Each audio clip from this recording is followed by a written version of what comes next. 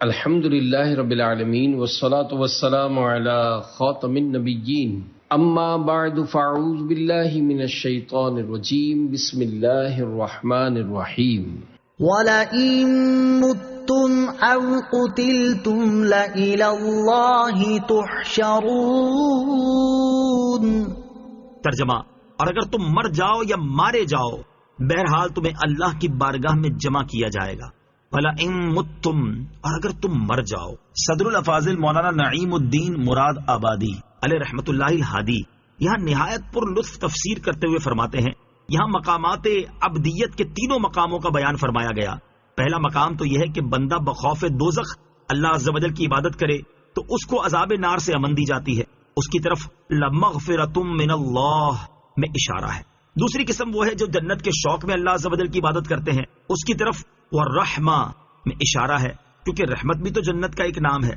تیسری قسم وہ مخلص بندے ہیں جو عشق الہی اور اس کی ذات پاک کی محبت میں اس کی عبادت کرتے ہیں، اور ان کا مقصود اس کی ذات کے سوا اور کچھ نہیں ہے۔ انہیں حق سبحانہ و تعالی اپنے دائرہ کرامت میں اپنی تجلی سے نوازے گا۔ اس کی طرف لَإِلَى اللَّهِ تُحْشَرُونَ میں اشارہ ہے۔ فَبِمَا رَحْمَةٍ مِّنَ اللَّهِ لِنتَ لَهُمْ وَلَوْ كُنتَ فَظًّا غَلِيظَ الْقَلْبِ لَانفَضُّوا مِنْ حَوْلِكَ فَاعْفُ عَنْهُمْ وَاسْتَغْفِرْ لَهُمْ وَشَاوِرْهُمْ فِي الْأَمْرِ فَإِذَا عَزَمْتَ فَتَوَكَّلْ عَلَى اللَّهِ إِنَّ اللَّهَ يُحِبُّ الْمُتَوَكِّلِينَ۔ ترجمہ: تو اے حبیب، اللہ کی کتنی بڑی مہربانی ہے کہ آپ ان کے لیے نرم دل ہیں، اور اگر آپ ترش مزاج سخت دل ہوتے تو یہ لوگ ضرور آپ کے پاس سے بھاگ جاتے۔ تو آپ ان کو معاف فرماتے رہو اور ان کی مغفرت کی دعا کرتے رہو اور کاموں میں ان سے مشورہ لیتے رہو۔ پھر جب کسی بات کا پختہ ارادہ کر لو تو اللہ پر بھروسہ کرو، بے شک اللہ توکل کرنے والوں سے محبت فرماتا ہے۔ فَبِمَا رَحْمَةٍ مِّنَ اللَّهِ، تو اللہ کی کتنی بڑی رحمت ہے۔ اس آیت میں رسول اکرم صلی اللہ تعالی علیہ وآلہ وسلم کے اخلاق کریمہ کا بیان کیا جا رہا ہے۔ چنانچہ ارشاد فرمایا کہ اے حبیب صلی اللہ تعالی علیہ وآلہ وسلم، اللہ تعالیٰ کی آپ پر کتنی بڑی رحمت ہے کہ اس نے آپ صلی اللہ تعالی علیہ وآلہ وسلم کو نرم دل، شفیق اور رحیم و کریم بنایا، اور آپ صلی اللہ تعالی علیہ وآلہ وسلم کے مزاج میں اس درجہ لطف و کرم اور شفقت و رحمت پیدا فرمائی کہ غزوہ احد جیسے موقع پر آپ علیہ الصلوۃ والسلام نے غضب کا اظہار نہ فرمایا، حالانکہ آپ کو اس دن کس قدر اذیت و تکلیف پہنچی تھی۔ اور اگر آپ صلی اللہ تعالی علیہ وآلہ وسلم سخت مزاج ہوتے اور میل برتاؤ میں سختی سے کام لیتے تو یہ لوگ آپ علیہ الصلوۃ والسلام سے دور ہو جاتے۔ تو اے حبیب، آپ ان کی غلطیوں کو معاف کر دیں اور ان کے لیے دعائے مغفرت فرما دیں، تاکہ آپ صلی اللہ تعالی علیہ وآلہ وسلم کی سفارش پر اللہ تعالیٰ بھی انہیں معاف فرما دے۔ تاجدار رسالت صلی اللہ تعالی علیہ وآلہ وسلم کے اخلاق کریمہ کی ایک جھلک۔ حضور اقدس صلی اللہ تعالی علیہ وسلم کے اخلاق کریمانہ کی تو کیا شان ہے۔ اللہ عز و جل نے تورات و انجیل میں بھی آپ علیہ الصلوۃ والسلام کے اخلاق عالیہ کا ذکر فرمایا تھا۔ چنانچہ حضرت عبداللہ بن سلام رضی اللہ تعالی عنہ فرماتے ہیں، جب اللہ تعالیٰ نے زید بن سانہ کی ہدایت کا ارادہ فرمایا تو زید بن سانہ نے کہا، میں نے جب حضور اقدس صلی اللہ تعالی علیہ وسلم کے روئے انور کی زیارت کی تو اسی وقت آپ میں نبوت کی تمام علامات پہچان لی، البتہ دو علامتیں ایسی تھیں جن کی مجھے خبر نہ تھی کہ وہ آپ علیہ الصلوۃ والسلام میں ہیں یا نہیں۔ ایک یہ کہ آپ علیہ الصلوۃ والسلام کا حلم آپ صلی اللہ تعالی علیہ وسلم کے غضب پر سبقت لے جاتا ہے، اور دوسری یہ کہ آپ کے ساتھ جتنا زیادہ جہالت کا برتاؤ کیا جائے آپ صلی اللہ تعالی علیہ وآلہ وسلم کا حلم اتنا ہی بڑھتا چلا جائے گا۔ میں موقع کی تلاش میں رہا تاکہ آپ علیہ الصلوۃ والسلام کا حلم دیکھ سکوں۔ ایک دن نبی اکرم علیہ الصلوۃ والسلام اپنے حجروں سے باہر تشریف لائے اور حضرت مولا علی کرم اللہ تعالی وجہ الکریم آپ کے ساتھ تھے کہ دیہاتی جیسا ایک شخص اپنی سواری پر آپ صلی اللہ تعالی علیہ وسلم کی بارگاہ میں حاضر ہوا اور عرض کی، فلاں قبیلے کی بستی میں رہنے والے قحط اور خشک سالی کی مصیبت میں مبتلا ہیں۔ میں نے ان سے کہا کہ اگر تم لوگ اسلام قبول کر لو تو تمہیں کثیر رزق ملے گا۔ انہوں نے اسلام قبول کر لیا ہے۔ یا رسول اللہ صلی اللہ تعالی علیہ وسلم، مجھے ڈر ہے کہ جس طرح وہ رزق ملنے کی امید پر اسلام میں داخل ہوئے کہیں وہ رزق نہ ملنے کی وجہ سے اسلام سے نکل نہ جائیں۔ اگر ممکن ہو تو ان کی طرف کوئی ایسی چیز بھیج دیں جس سے ان کی مدد ہو جائے۔ حضور پرنور علیہ الصلوۃ والسلام نے اس شخص کی طرف دیکھا اور حضرت علی المرتضیٰ کرم اللہ تعالی وجہ الکریم کو دکھایا تو انہوں نے عرض کی، یا رسول اللہ صلی اللہ تعالی علیہ وسلم، اس میں سے کچھ باقی نہیں بچا۔ زید بن ثانہ کہتے ہیں میں حضور اقدس صلی اللہ تعالی علیہ وسلم کے قریب ہوا اور کہا، اے محمد صلی اللہ تعالی علیہ وسلم، کیا آپ ایک مقررہ مدت تک فلاں قبیلے کے باغ کی معین مقدار میں کھجوریں مجھے بیچ سکتے ہیں؟ آپ علیہ الصلوۃ والسلام نے ارشاد فرمایا، اے یہودی، ایسے نہیں، میں ایک مقررہ مدت تک اور معین مقدار میں کھجوریں تمہیں بیچوں گا، لیکن کسی باغ کو خاص نہیں کروں گا۔ زید بن ثانہ کہتے ہیں میں نے کہا ٹھیک ہے، چنانچہ میں نے ایک مقررہ مدت تک معین مقدار میں کھجوروں کے بدلے 80 مسکال سونا پیارے آقا علیہ الصلوۃ والسلام کو دے دیا، اور آپ صلی اللہ تعالی علیہ وسلم نے وہ سونا اس شخص کو دے کر فرمایا کہ یہ سونا ان لوگوں کے درمیان تقسیم کر دو اور اس کے ذریعے ان کی مدد کرو۔ زید بن ثانہ کہتے ہیں جب وہ مدت پوری ہونے میں 2 یا 3 دن رہ گئے تو میں نے مسجد میں آپ علیہ الصلوۃ والسلام کا دامن اقدس پکڑ کر تیز نگاہ سے دیکھتے ہوئے یوں کہا، اے محمد میرا حق ادا کرو۔ اے عبد المطلب کے خاندان والو، تم سب کا یہی طریقہ ہے کہ تم لوگ ہمیشہ لوگوں کے حقوق ادا کرنے میں دیر لگایا کرتے ہو اور ٹال مٹول کرنا تم لوگوں کی عادت بن چکی ہے۔ اس دوران میں نے حضرت عمر فاروق رضی اللہ تعالیٰ عنہ کی طرف دیکھا تو ان کی آنکھیں ان کے چہرے پر گھوم رہی تھی۔ انہوں نے جلال بھری نظروں سے دیکھتے ہوئے مجھ سے فرمایا، اے دشمن خدا، کیا تم رسول اللہ صلی اللہ تعالی علیہ وسلم سے ایسی بات اور ایسی حرکت کر رہے ہو؟ اس خدا کی قسم جس نے انہیں حق کے ساتھ بھیجا، اگر مجھے نبی کریم علیہ الصلوۃ والسلام کا لحاظ نہ ہوتا تو میں ابھی اپنی تلوار سے تیرا سر اڑا دیتا۔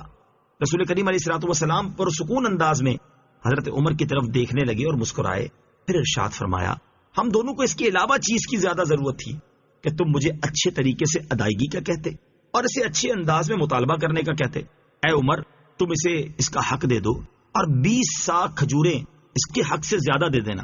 زید بن ثانہ کہتے ہیں جب حضرت عمر نے مجھے زیادہ کھجوریں دیں، میں نے کہا، اے عمر، مجھے زیادہ کھجوریں کیوں دی جا رہی ہیں؟ حضرت عمر فاروق رضی اللہ تعالیٰ عنہ نے فرمایا، مجھے رسول اللہ صلی اللہ تعالیٰ علیہ وسلم نے حکم دیا ہے کہ جو میں نے تمہیں ڈانٹا اس کے بدلے اتنی کھجوریں تمہیں زیادہ دے دوں۔ میں نے کہا، اے عمر، آپ جانتے ہیں کہ میں کون ہوں؟ آپ رضی اللہ تعالیٰ عنہ نے فرمایا، نہیں۔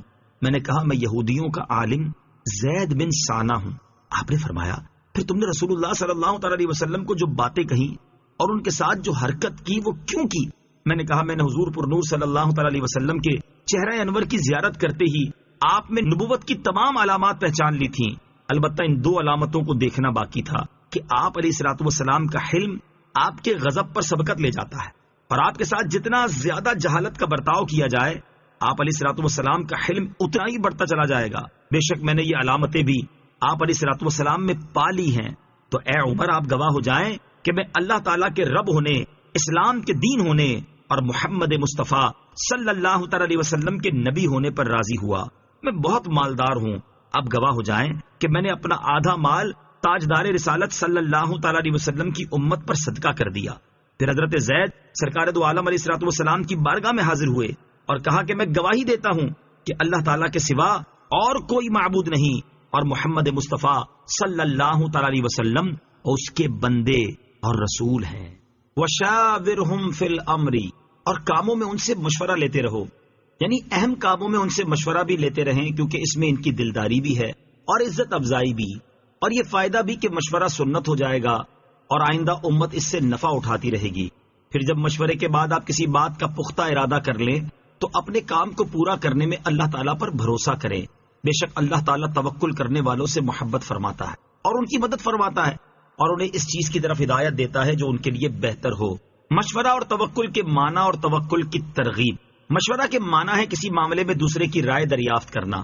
مشورہ لینے کے ساتھ اللہ تعالیٰ نے یہ بھی فرما دیا کہ مشورے کے بعد جب آپ علیہ الصلوۃ والسلام کسی چیز کا پختہ ارادہ کر لے تو اسی پر عمل کرے اور اللہ عز و جل پر توکل کرے۔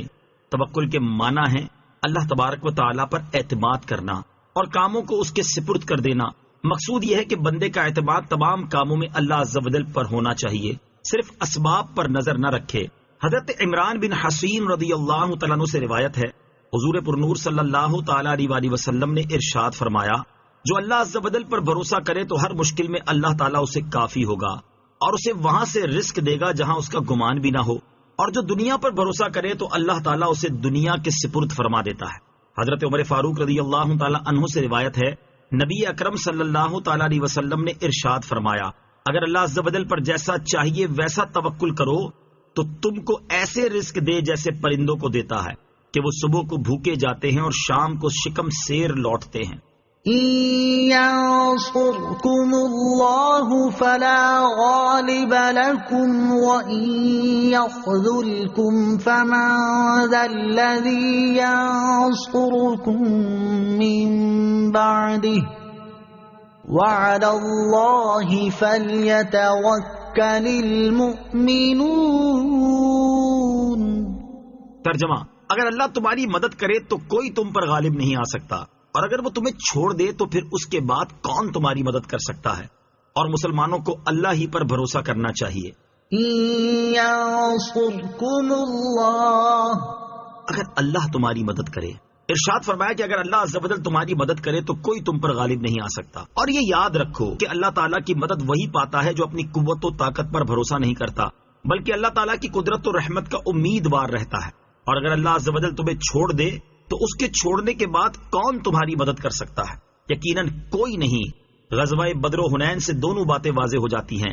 غزوہ بدر میں کفار کا لشکر تعداد، اسلحہ اور جنگی طاقت کے اعتبار سے مسلمانوں سے بڑھ کر تھا، لیکن مسلمانوں کا پورا بھروسہ اللہ تعالیٰ کی ذات پر تھا، جس کا نتیجہ مسلمانوں کی فتح و کامرانی کی شکل میں ظاہر ہوا اور فرشتوں کی صورت میں اللہ تعالیٰ کی مدد نازل ہوئی۔ جبکہ غزوہ حنین میں بعض مسلمانوں نے اپنی عددی کثرت پر فخر کا اظہار کیا، جس کے نتیجے میں مسلمانوں کو سخت نقصان اٹھانا پڑا۔ پورا واقعہ سورہ توبہ آیت 25 میں مذکور ہے۔ صدق اللہ العظیم۔